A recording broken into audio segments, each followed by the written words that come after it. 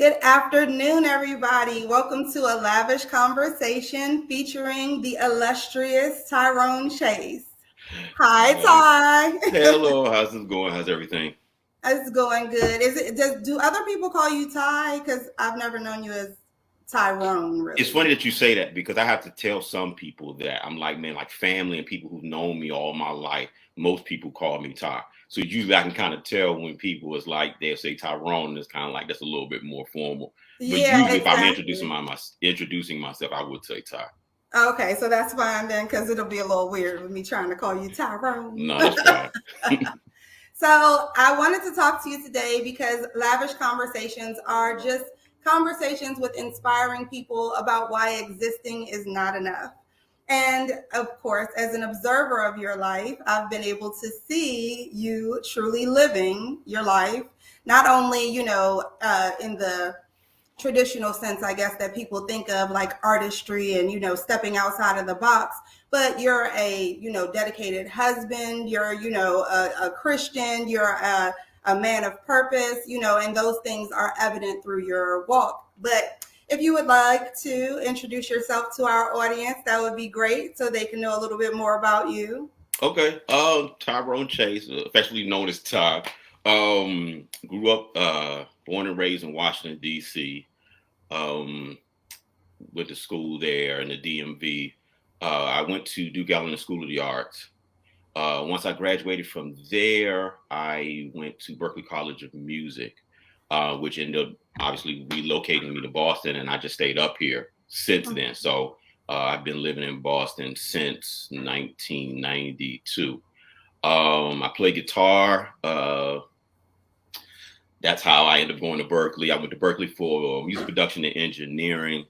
And I have to how we are connected. I Yeah. grew up in a church called Peace Lutheran Church in Northeast Washington, D.C., Little which teeny church on the hill. yes, a little teeny church, but it's amazing. It's funny because I guess, at least for me, I assumed things and I didn't realize how fortunate and blessed we were to grow up in Peace Lutheran Church until I Hmm. left And in that DC. time frame, I And in must the time say, frame, yes, because I because it mean we were definitely really, was yeah, the we, right people in the right place at the right time. We were definitely youth on fire. yes, even though we didn't think that at the time, as far Hmm. as those being the best people. I mean, like any youth, we thought we knew everything. Right. And I think not necessarily take it for granted, but we just didn't realize how important these people were.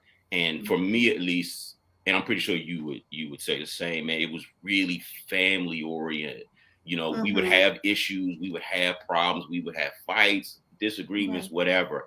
But we could honestly say that it was truly a family, which I Right. And when think, you say that, I mean real life. Like we had real life, like sibling fights at yes, church. I yes, mean, our parents might not know about it, but we definitely did, and we worked through it like siblings. Like what I really appreciated also from our upbringing is that we didn't just learn about church in the technical sense or being a Christian in the just the Bible. Like we mhm, learned a breakdown of what the Bible meant, what the Lord's Prayer meant, what we were saying and why we were saying it. I felt yeah. like that was very impactful for us being such young kids, doing that. Right. And I think probably today you would think you might not get something like that in a Hmm. Lutheran church. But Right. I mean, Definitely. yeah, but it was like, and the other thing that stuck out to me as far as being a Lutheran church, first and foremost, it was predominantly Black.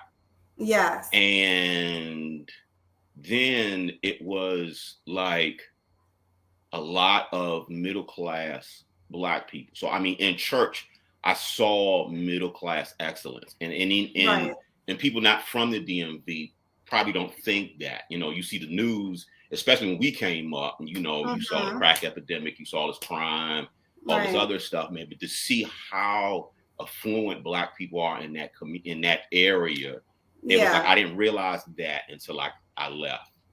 Yeah, definitely. Whether I mean, and what that was whether they were single parents or whether they were two parent households. Like we really lived with people that were the definition of living to the best of their abilities, regardless of circumstantial things. Most of us we went horseback riding every year. We went skiing every year. Like, these were things that were put together by our church. Whereas to the people in my neighborhood or my, friend circle, it was like, you go skiing every year, you go horseback riding. But it was not of my doing. It was really those people teaching us to live and not just exist, even though we might not have taken those clues as that's what they were doing at that time, and they might not even known that's what they were doing. Right. But I feel like they did drop those seeds to really live for us. And they were trying to do the best they could to keep us out of trouble. Not just, obviously, every generation is trying to keep the younger generation out of trouble, but they were trying their best to show us that there was something else. And that's why we were growing up in the murder capital at that time. Right. So it's like I'm thinking about it now, and we talk about skiing. And it's funny, I just saw Miss Watts not too long ago. Just by Shout out to Georgetta Watts. Yes, definitely. Because she was the one who put on the skiing every year. And we definitely going skiing, and we look forward to that. March, the first weekend. I still remember the first weekend in March. Yes. Every year we would go to Seven Springs in Pennsylvania to go skiing. So with that, right? I mean, with us receiving those seeds and and with you having those in your life, at the same time, I know that in the DMV area especially, but I think in life period, people have a tendency to try to still box you back in, So with you were attending Duke Ellington. That's not, a regular thing for people who don't, are not from the DMV area. Like, I want you to know, you have to audition for Duke Ellington. You're not just showing up and signing your kid up because you're like, little Tommy can play the drums. You have to definitely prove little Tommy is on ready or flex. Yeah, and it's funny because I remember doing the audition process, and I hate auditions because I would get nervous. Like, when you put me on the spot, that's when it's hard for me to do certain stuff. I'm not naturally comfortable with doing that. But I remember the help that I was getting from our community, always like, hey, you can do this, you can make it. You can make this work for you. And they were always pushing me to do that. And even when it was times when I didn't think I needed it, like I just did not know. I was so naive because I didn't know how hard the music business was and is, that it was just kind of like, I just assume that I'm going to make it. I'm assuming I'm going to do these things. But then after the fact, getting into it, I could go back to those times when people were really pushing. That helped me get through all of the stages of my life doing that. Mm-hmm. And so when you ran, do you recall running into naysayers, or do you recall when you ran, when in your life you looked up and you weren't living, you were just kind of existing and you felt like you had to make that shift? Yes, I guess, and no. I'm one of the people where my mom, my grandmother, and my sister, my dad too, and my family members, but they really they're more of the glass is half full than half empty. And they were always being optimistic. You can't control what people are doing out there. I remember having discussions with my mom. Why are people like this? Why do they do this? Why do they do that? And she would be like, I don't know, but you got to focus on what you need to do. And that's what we're going to do. So that kind of just was ingrained in me as a kid. So, even today, man, I might see haters or I might see people, but you're not going to get my attention. You're not going to get my energy, because now I'm taking my focus off of what I need to do. And I'm looking at you. I don't, I know, I see you. I see what you're doing. Once I know who you are and how you move, then I'll know how to adjust, or I'll know how to function and deal with you. But you're not going to take that. I got to keep my eyes. But focused. Even within yourself, even outside of, the negative people, but just in your own mind, how have you kept your mind from saying, like, you're in the music industry, you've played with Brian McKnight, you've played with you've played with the elements, you know what I'm saying? Yeah. The earth, the wind, and the fire, you know what I'm saying? Right. Everybody doesn't get to that level. So even though you assumed that was going to happen for you, when you showed up in those rooms and those nerves kicked in, what kept you from saying, I'm just going to play for a local band, or I'm just going to play at this coffee house instead. I'm not going to keep striving or keep putting myself up for that rejection even. Because I'm sure you had some no's. Yes, I actually had some no's. And I think the biggest no to a certain degree was with Prince. And I could live with that. Like, you know what I mean? It had to be one of those things where I got to live with it. When I knew all of the parameters with that, I kind of went, okay, and I think it's just part of me having conversations with myself, I'll tell anybody, you will see me sometimes kind of like, because that's what you have to end up doing to, talk yourself through certain situations. I think before I was really naive, because I'm not thinking this is the goal. I'm not thinking about nothing up under here. So then once I got into it, it was like, oh my God, wait a minute. Now, can I do this? Well, I done jumped off the building already. Now I got to figure out how to fly. Right. Sometimes, for the most part, it always worked.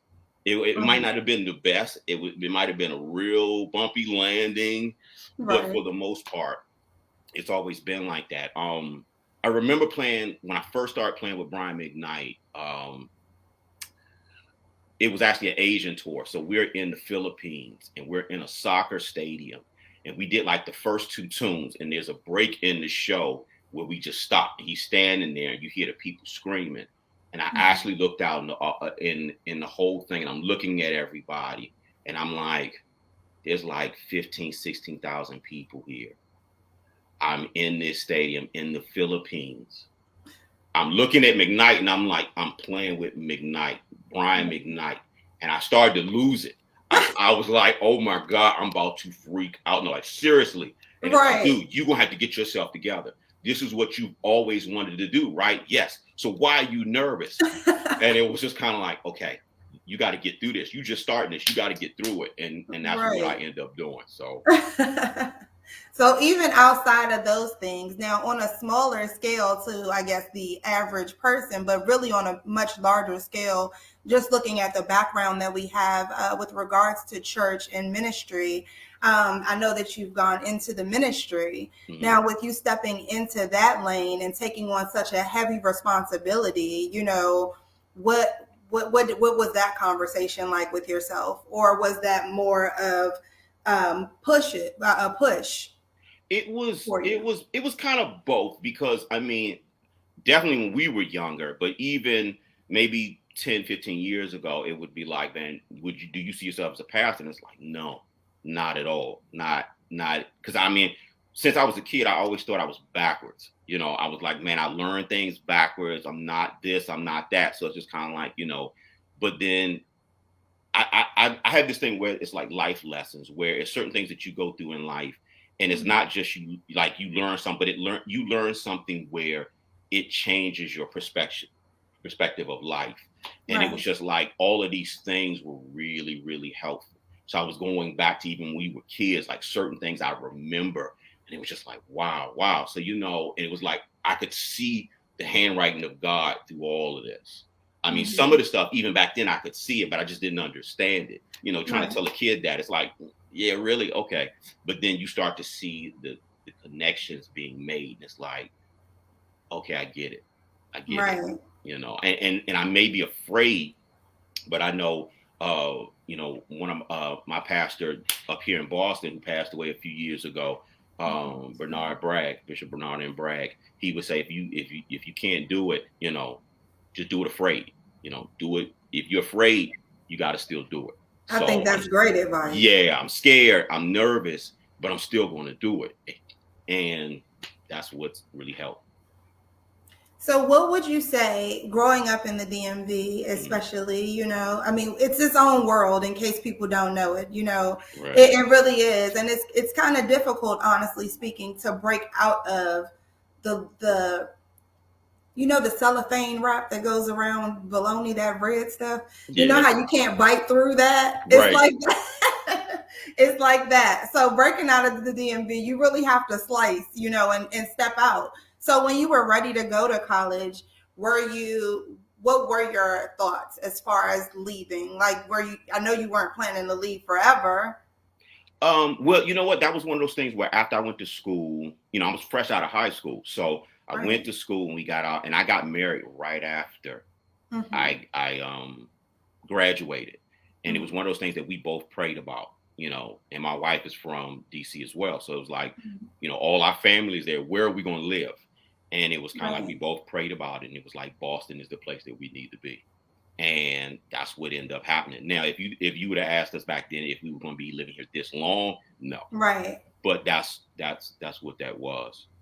It became home. You don't say what do you say? Car. I still say DC always going to be home. Yeah, you can hear it when you say always. DC always going. You know what I mean? I just had to check. Yeah, man. And that's the thing. It's like, I've been up here since '92. I officially was like a resident in '96 once I graduated.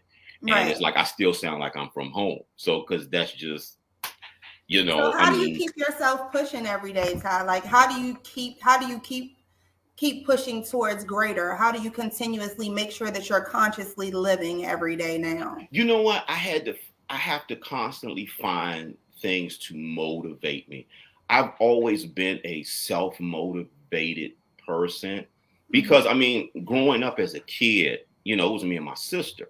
My little brothers are a lot younger. So it was me and my sister. And as we got older, she's 3 years older than me. So as we got older, I can't hang out with her all the time. Because now it's like, you knew, like, that was my second mom. My sister was my second mom. So when she had to go somewhere, I had to go with her. And it was like, as she got older, it's like, man, you can't be hanging out with a bunch of girls.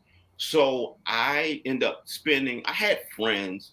But then I spent a lot of time by myself. So I had to find things to self-motivate me. And I think naturally I'm like that. And I think the good thing about it was my family members and people who knew me then saw that and they really pushed that. Right. They really, really pushed that. So it was like every day finding what's going to motivate me to get up and be the best person that I can be. One of the things is, and I think it's going to be different every day or every month or every season. One of the things that really helped motivate me is one of the things my dad told me when I was young. I remember, like every young person, I was like, man, I can't wait till I get older. I can't wait till I get older. And he was like, man, you're going to blink your eyes and it's going to be all over with. And he was like, you're going to blink your eyes once and you're going to be my age. You're going to blink your eyes again, it's going to be all over with. And that stuck with me. I laughed at it then, but I'm a lot older than he was when he told that to me. So it was just kind of like realizing that you got one time to go through this. And I just refuse to allow other people and other things to make me miserable. It's a mindset. And I have to constantly, I'm not going to be miserable. I'm not going to allow what this person does to do. I'm not going to allow this to make me miserable. It's not always easy. Trust me, it's not always easy. And you have down times. You have days when you don't feel confident, when you don't feel at your best. But to be truthful, at least for me, that I realized that that's normal. Everybody goes through that. Yeah. The strongest people, once we realize that a lot of the things that we go through is really normal. There may be a thought that you see somebody, like, say somebody does the exact same thing that you do, and you see them blossom and you see them get their breaking point. And for a hot second, you're like, dang, well, why couldn't that happen to me? And it may sound like jealousy or envy. That's normal. Right. That's normal. But it's kind of like one of those things where now if I take that idea and I really make it my own, now that's where the problem comes in. Because now I'm like this person. So I'm hating on this person because I can do what they do. They not all that. They not this, that. Now we got a problem. Whereas when we have certain things that we think that's not normal, it's normal. But then it's like, how do we navigate through that, deal with that? So and that goes back to what you said about the whole taking your focus off of yourself and your goals and putting that energy that you should be putting on yourself on that other person or that other distraction, basically just a distraction. Right. And so ministry wise, this is one of those things, one of those life lessons that I had, because I realized that God, your time is coming.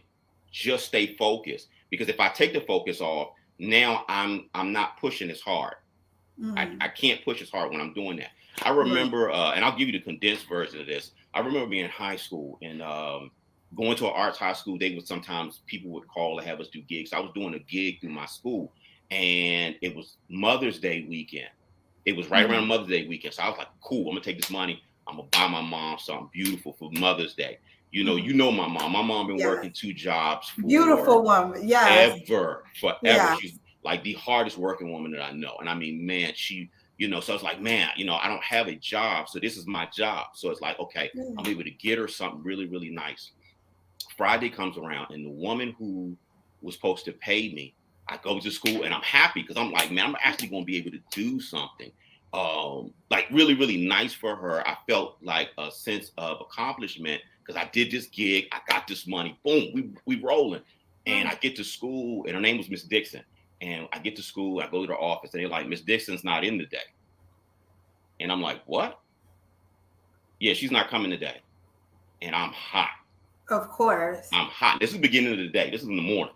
So all day I am so angry.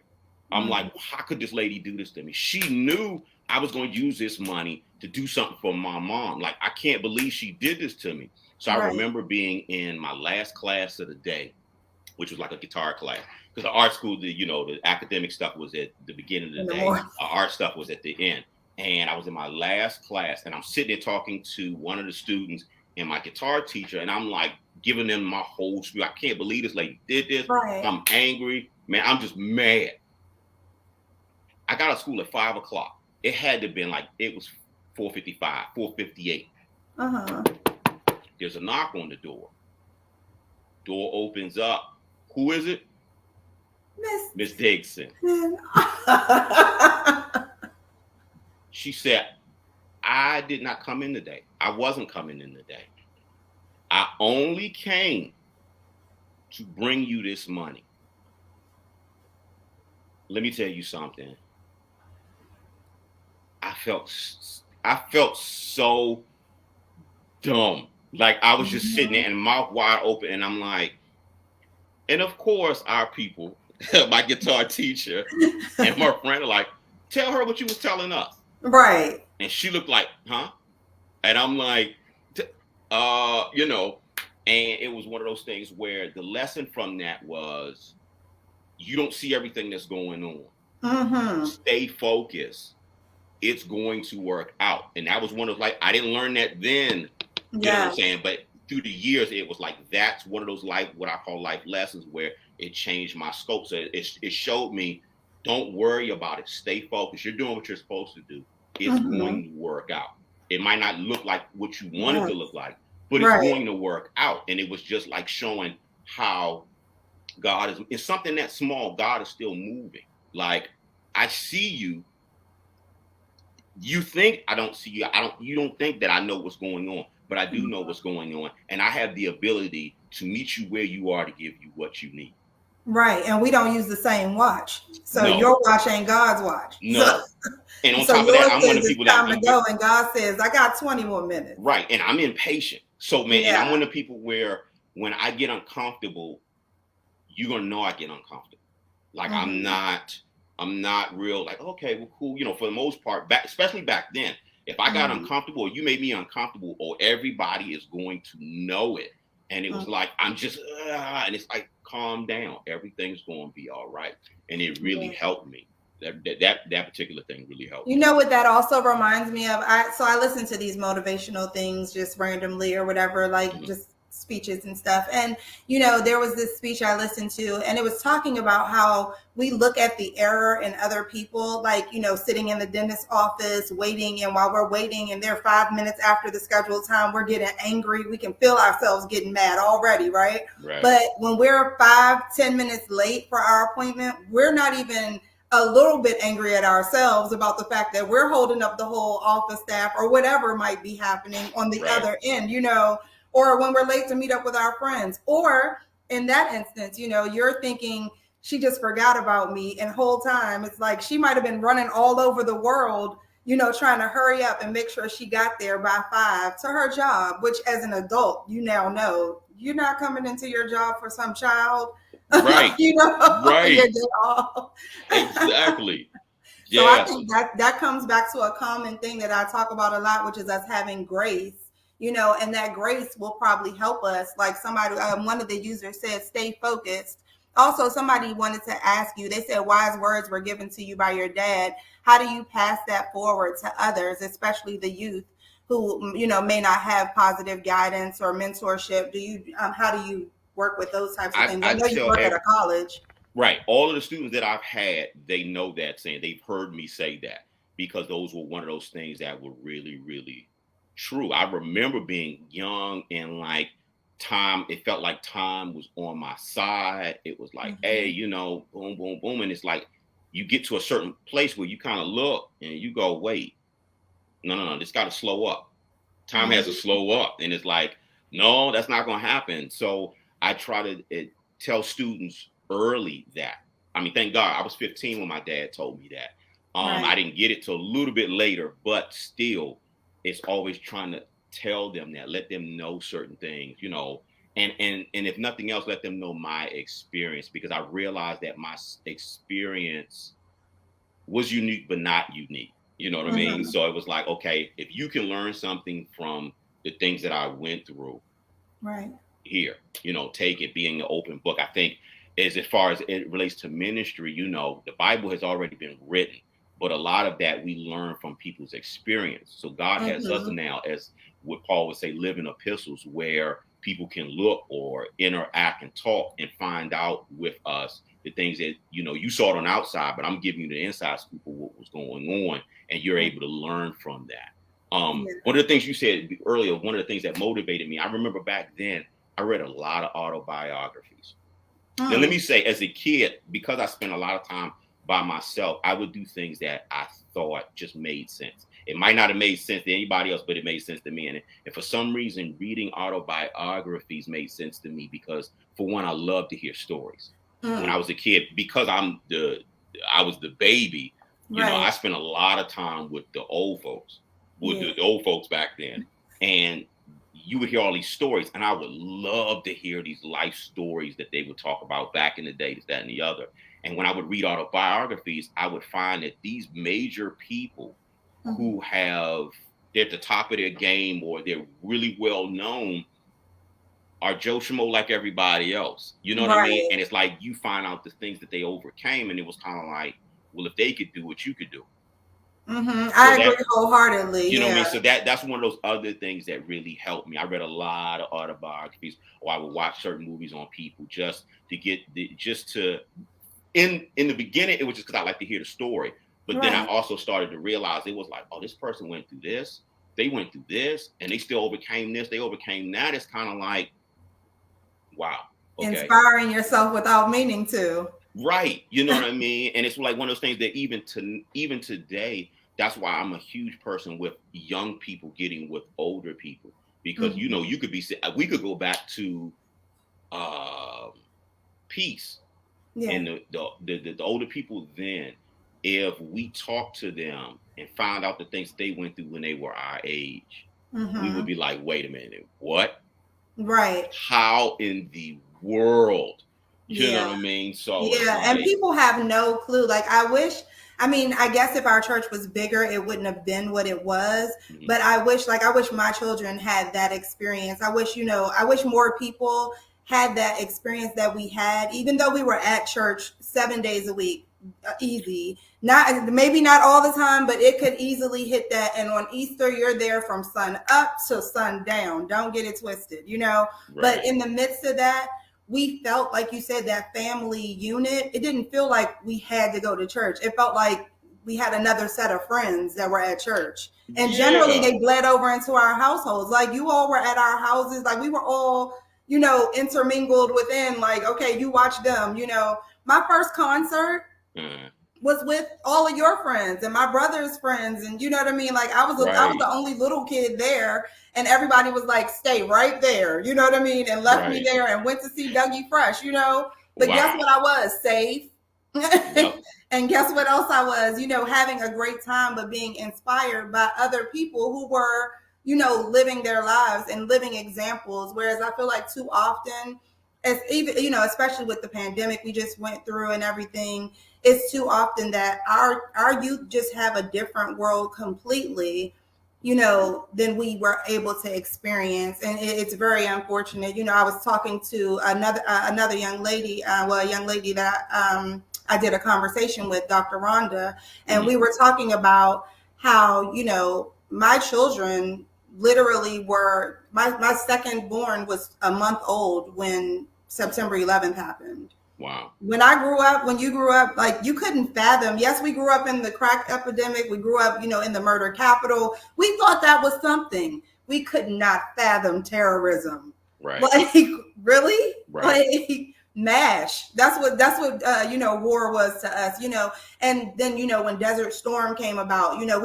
that was so magnanimous for us because we knew people who were involved or who were in, the military by then and, stuff like that. Mm-hmm. But definitely not the types of things that they have to experience, and they have to kind of have in the back of their minds all the time, the mass shootings and, the crazy things that people do in the world while they're trying to, at the same time, stay focused, and really live their lives, Right. And I mean, that just, because we had traumatic things, but I think that goes to show, and a shout out to all the people that really helped raise us, because I think that it really overshadowed a lot of that stuff that was going on. It's just like you said, and I was thinking about how much activities we had at church, where even when you said we was at church a lot, and I'm like, yeah, we were, but it was like, it wasn't church, you right. You were at the corner store. You had confirmation, retreats, the different trips. The retreats. Oh my gosh. Our convocations at the church were the reason that I sang in front of I sang in the Superdome. I sang in the Alamo Dome because of our church. Like, and I don't mean like with a huge, huge choir. I mean myself, Shanita, Juliet, Nikki and Dawn. Like, that's it. Just us four, Wow. Like, but those are opportunities that we had because we really were living and we were shown, not just told because nobody told me to live, but they were showing me in little ways. And I might not have picked up on all of them at that time, but I think they all gathered together and those little seeds have grown into what you see here now, which is, existing is just not enough. And so, that's why I definitely encourage not only everybody who's listening, but, I encourage them to encourage everybody else to not just exist, but get out here and live. So that's why I brought you here today. Yeah, because when you think about it, it's like I saw there were people that I saw growing up that were miserable. And I kind of knew, like, I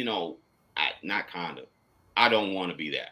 Right. I don't want to be miserable. I don't want to live life miserably. And when I started to realize there are certain things that we end up going through that can make you go there, it was like, I'm going to choose not to be miserable. I'm going to choose not to look at things that way.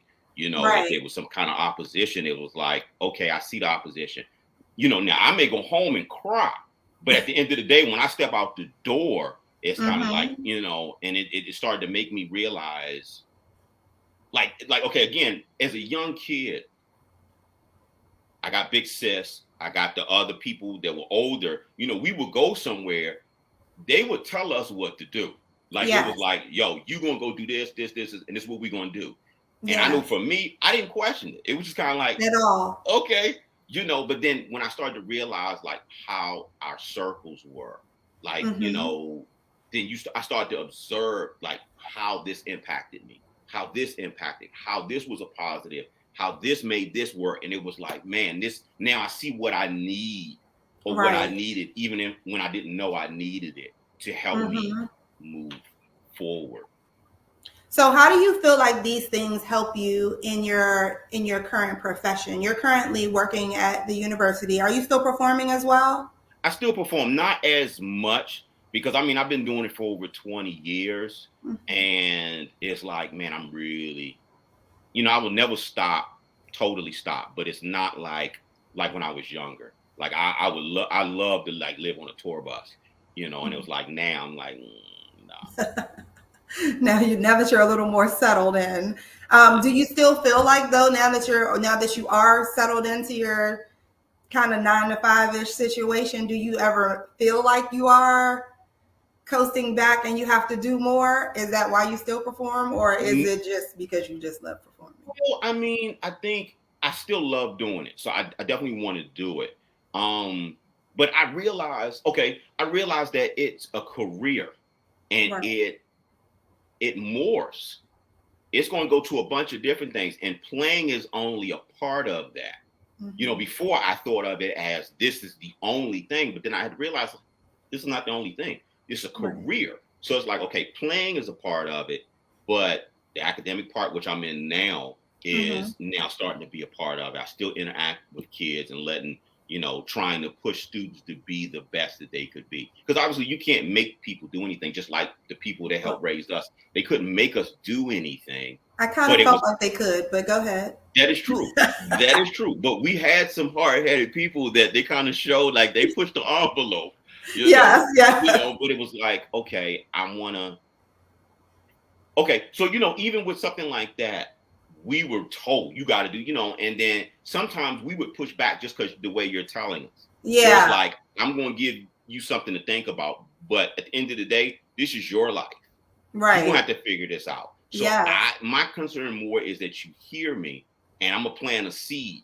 So my approach is probably a little bit different, where all I want to do is plant a seed. I don't want to, because I know the things that my grandmother told me, man. At the time, I'm like, grandma's nagging me. Jesus Christ. But I realized what she was telling me was giving me the strength that I needed where I was, or where I was going rather. But it's like I try to just plant little seeds to give them something to think about and then back off so that they could get it. And I treat that the same way as doing ministry. When you're talking about salvation, when you're talking about certain things, it's not that we got to agree, you got to change right now. Right. Small little nuggets for you to think about. Just, okay, check this out. You go back and check it out. You go, okay, all right, find out something else. And then, that's how you build relationships. And that's how I think that that is more effective.